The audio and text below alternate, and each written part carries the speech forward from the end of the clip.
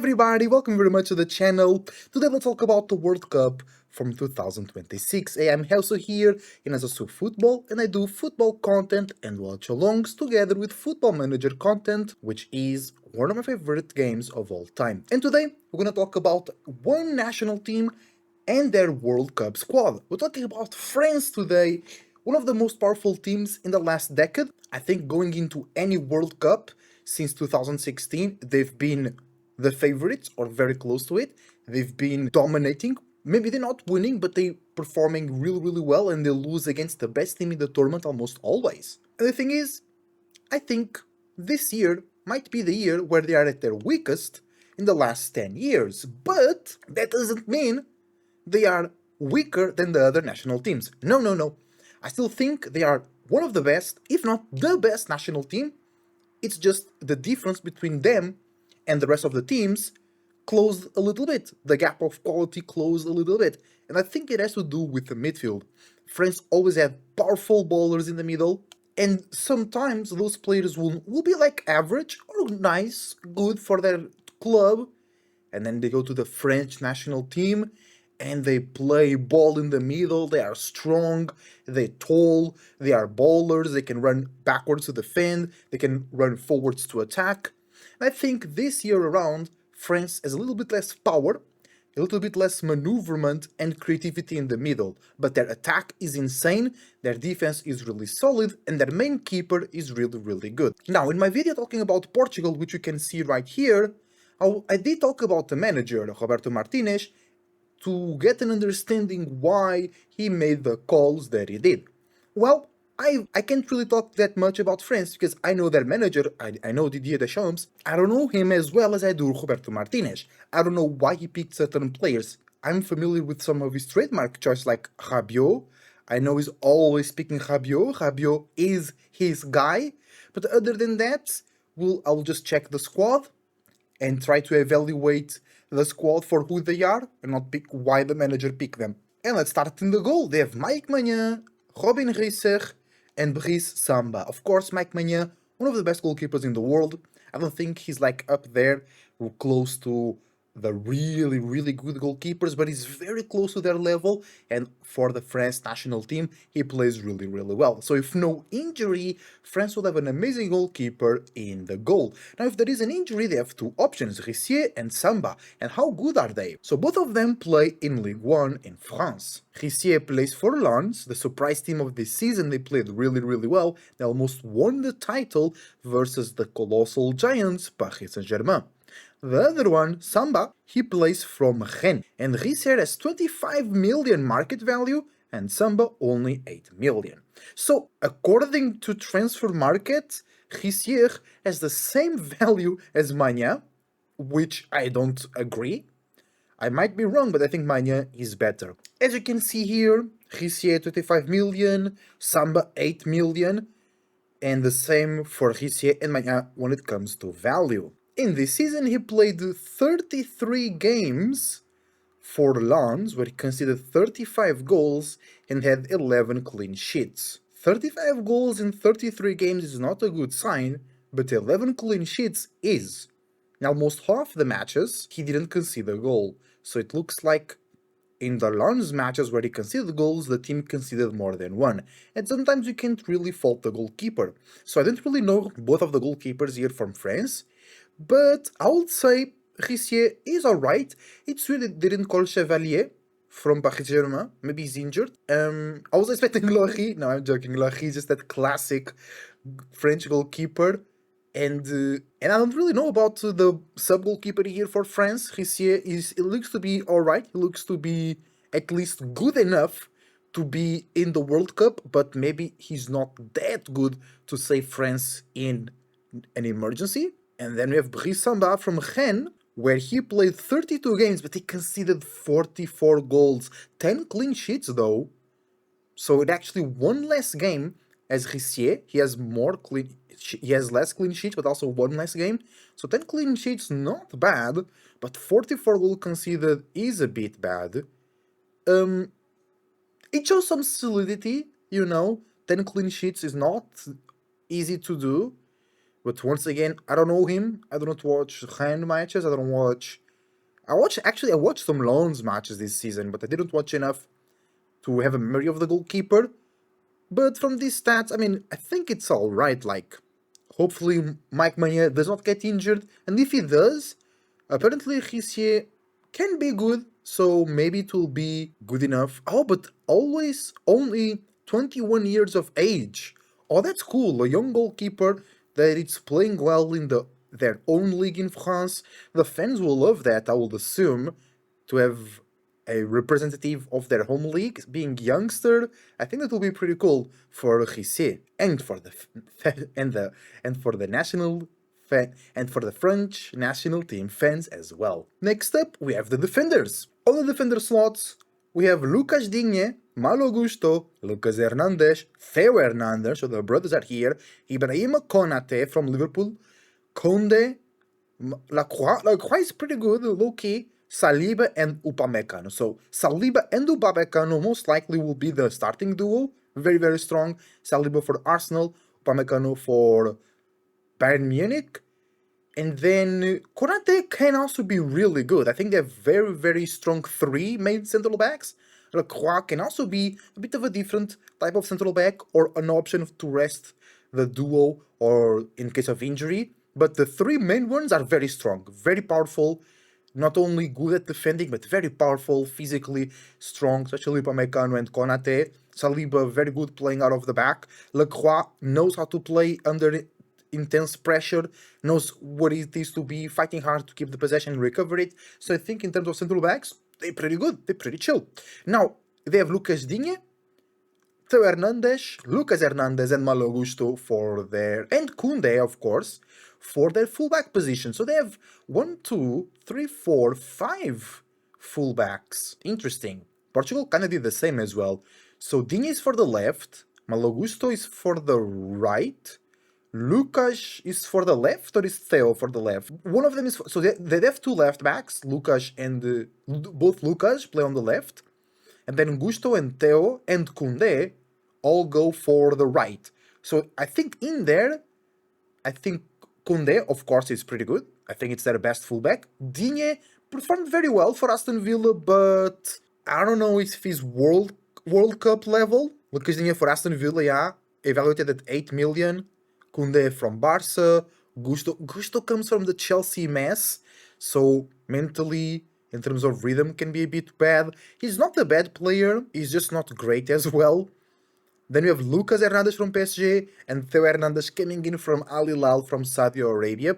I always have big doubts when it comes for players coming from Saudi Arabia because of their level of just intensity and focus in the game. So Lucas Hernandez, he played for he played in the Champions League for Paris Saint-Germain. So I think he has the rhythm, he has the level to be there. Or both Theo and Lucas are left backs. So they have three left backs and two right backs. But Lucas, I think it's Lucas can also play as a defender and as an inverted wing back on the right, I believe. Or he can play more through the middle to give another option. So I think their defense is pretty chill. I think it's better than Portuguese defense, for an example.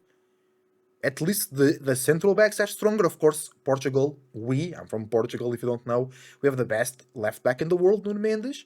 One of the best right backs creatively, though, in the world, which is João Cancelo. We have Ruben Dias and Gonçalo Inácio. But I think Konate, Upamecano, and Saliba are three central backs better than Portugal. Ruben Dias might be better than one of those, but then Gonçalo Inácio and Renato Veiga and Tomás Araújo are not better than those guys here for France. Most likely, you know. So when it comes to defenders, some people have been saying that France defense is kind of weak. I don't think so. I think both Theo and Lucas Hernandez may be a bit out of the rhythm. Lucas Digne, it will be a surprise. Koundé usually does well for the French national team. I don't know how well he will do, but at least right back position is solid. Central backs are very strong. Left back, I think Digne actually could surprise us. He's coming from an insane season at Aston Villa, good rhythm as well. Lucas and Theo always can surprise us, so I think their defense is pretty nice, but especially the central back department is really strong. Moving up to the midfield part, which is where some people have been saying that France kind of fell off, and it is, to be honest. We have N'Golo Kanté, Nobody can hate him, everybody can love him, but it's a bit older, so can he give us the same level of intensity, speed, and performance that he did before? Then we have Manu Kone, André Rabiot, Chouameni, and Zaire Emery. And at first glance, it's only 5 midfielders. So if you play like a 4-3-3, you can't sub completely your midfield. One player always needs to keep playing because you only have 5. And Chouameni, of course, is really good from Real Madrid. Zaire Emery really good from Paris Saint-Germain as well. And then it kinda lacks for real. So I think they really only have 2 good midfielders. Of course, Kante is still pretty good, but how good will it be? It's the question. Cornet from Roma, evaluated at 50 million. Okay, maybe he can be good for them. He played 29 games, that's a lot. Plus 7 in Europa League. He got 2 goals, 3 assists. Okay. And he plays defensive midfielder, center midfielder. Where did Roma finish this season? Roma finished 3rd in the Italian league. That's pretty good, actually. 3 points behind Napoli that were 2nd. Of course, 14 points behind Inter that were 1st. But that's really, really nice. And that midfielder, Kone, played a big part in that role because he played a lot of games. So actually he might be pretty good in the middle, actually. So they have 3 good midfielders plus Rabiot and Kante in Fenerbahce in Turkey.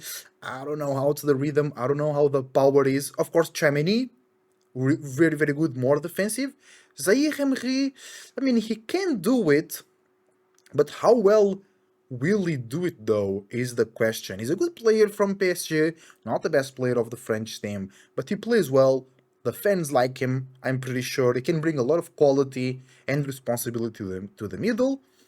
Rabiot is like box to box. I never really liked Rabiot. It's not a bad player, but it's like Ruben Neves from Portugal. It brings balance, it brings intensity, but it doesn't bring quality per se. Rabiot is better than Ruben Neves, I think, in terms of quality with the ball.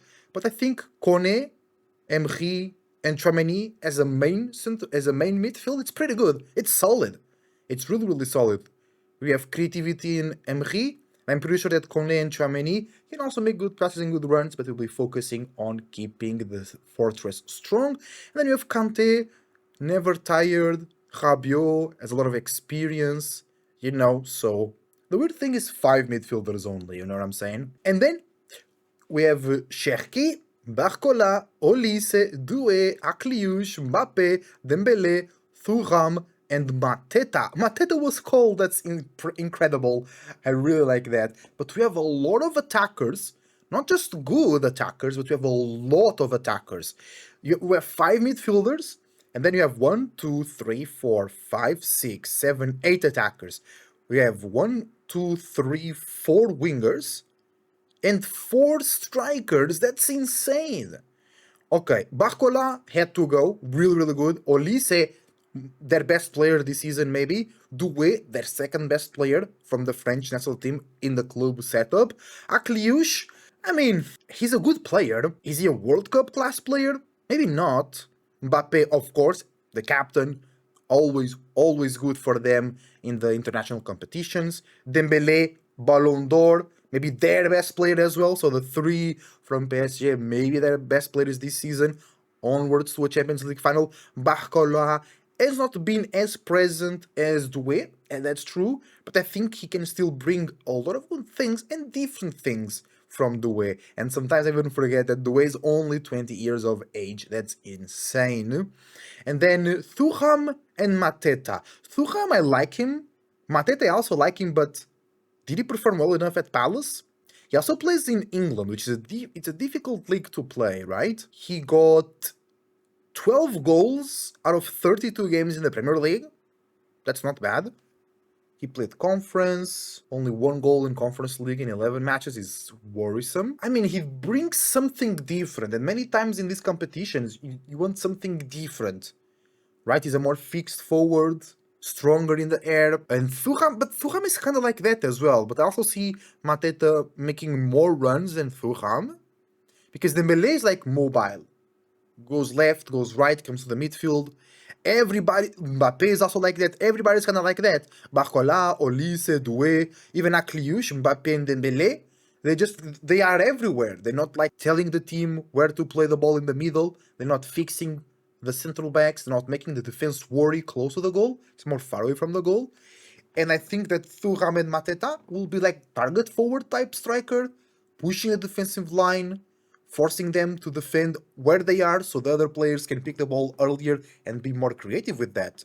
I think going forward, this team is the best team in the tournament. I think Barcola, Olise, Doué, and Dembele, it's already like the best four attackers. Then they have young Akliouche. Oh, and Cherki.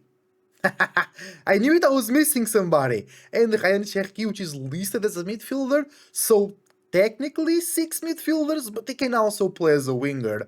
He could play at number 10, or offensive midfielder, calm, central attacking midfielder, you know what I'm saying, which would be very good as well. Nah, France will be crazy. I want to see this France team play. These guys will be crazy. Imagine starting 11 in the front line, Dembele in the middle, Olise in the right, Doué in the left, and Cherki behind Dembele. That's insane! Now the problem from France will be really the midfield. Can the midfield hold back the waves of the attacking opponents? Can the midfield hold the team together and transit well between defense and attack? Because yes, they can play direct, they have Thuram and Mateta, they have the speed of Olise, of Barcola, Doué, and Mbappe, and of course Dembele. Man, they have a lot of speed. So they can play like target forward, or they can play in behind the defensive line with fast players. That's insane. Like, of course, we all know France has a great attack, but now that I'm looking at it, it's really crazy.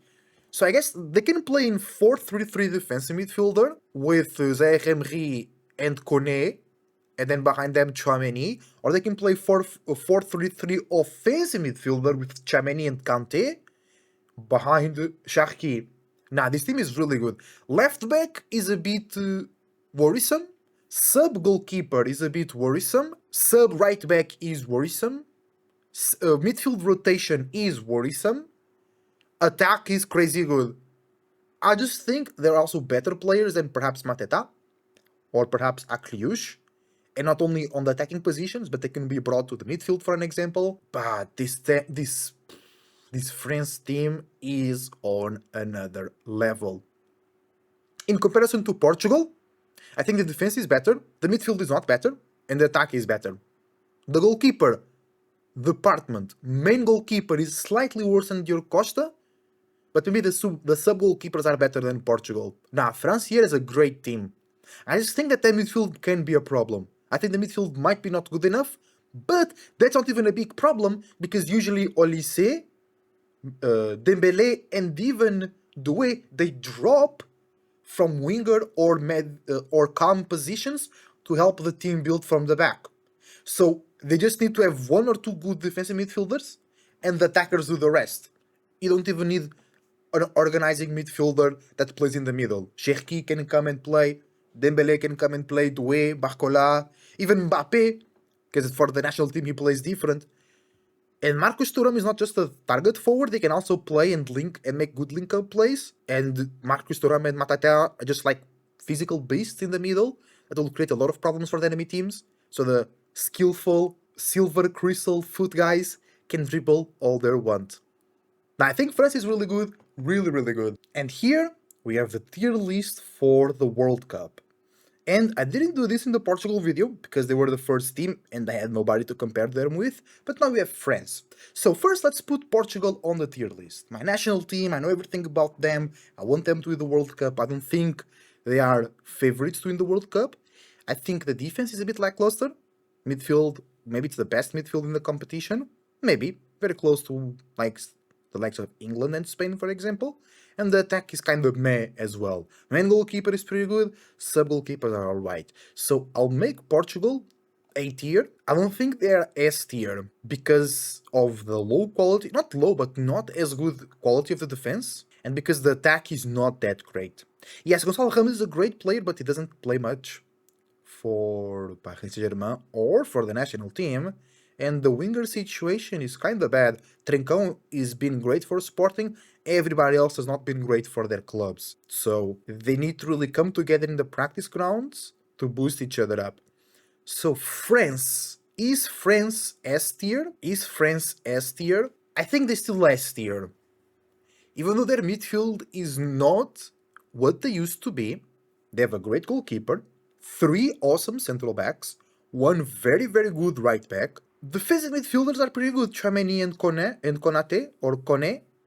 And then you have Emery for creativity and Cherki for action. And then I think, yeah, they have to be yes. Because their defense is so good, their attack is so good, they have to be yes. And of course, once I do more videos about especially the big teams, these things up top will change. But I really think right now France is S team. They might even be the best team so far in the tournament. Not so far in my analysis, but in the tournament itself. They're better than Portugal, I think so. The thing is that Portugal has a bit more creativity in almost every position, even the central backs are better at playing with the ball or making passes and playing from the back. The fullbacks are more creative, the midfield I think the midfield is more creative, but than Cherki. And the attack of France is just much better than the attack of Portugal. But the midfield is so creative and the fullbacks of Portugal are so creative that Portugal can win against France. But for example, against other strong teams or against even smaller nations, France can do better because they have more elite players, especially in the attack, but also in defense. So for right now, Portugal A tier, France S tier. Thank you very much for watching.